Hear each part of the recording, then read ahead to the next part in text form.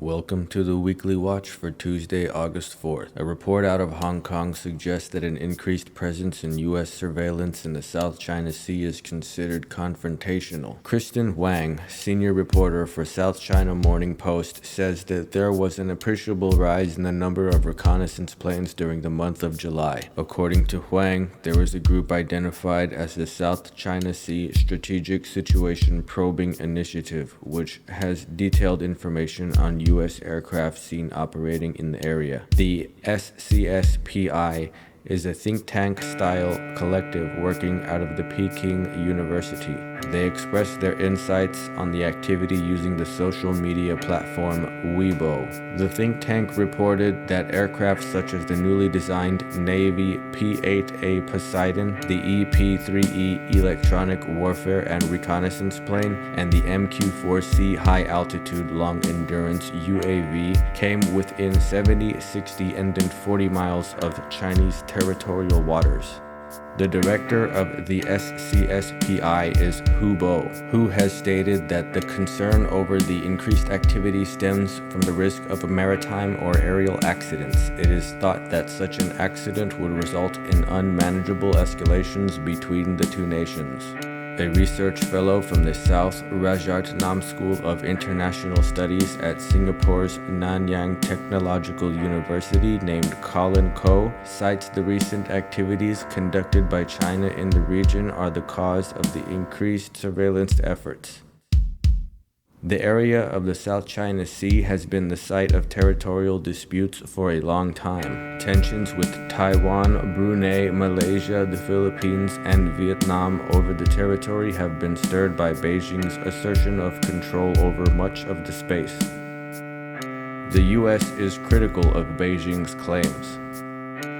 In July, the USS Nimitz and the USS Ronald Reagan were deployed to the region for a joint tactical exercise with Australia. Both countries have challenged the Chinese claim of sovereignty. An article from EurasiaView.com reported that the Chinese military has sent warships and aircraft to the Spratly Islands. This information came from satellite imagery of the Spratly Island chain region, which is a disputed territory. The Spratlys make up an archipelago in the southern half of the South China Sea. The aforementioned joint exercises involving the U.S. Navy are said to be the reason for these deployments by the Chinese military. RIMPAC will host the joint military drills from August 17th until August 31st. The People's Liberation Army Air Force deployed 4 Su-30 MKK fighter jets to the Subi Reef artificial island as they conducted an in-air refueling drill.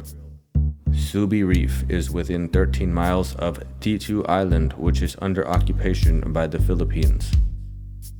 The Chinese military has the ability to seize control of T2 Island without much resistance, and this is a matter of contention for relations in the area.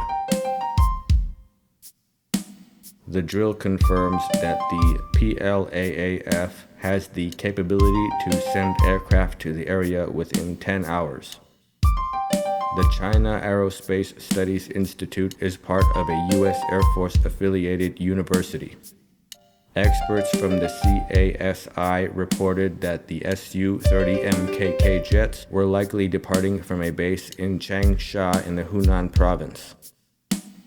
Additionally, satellite imagery confirms that Chinese warships were deployed within 150 miles of Palawan. It is reported that a Type 54 Alpha frigate and Type 56 corvette were observed in the Mischief Reef Lagoon. These craft are confirmed to be in service of the People's Liberation Army Navy. Mischief Reef is a fortified Chinese military base with a large harbor and airstrip.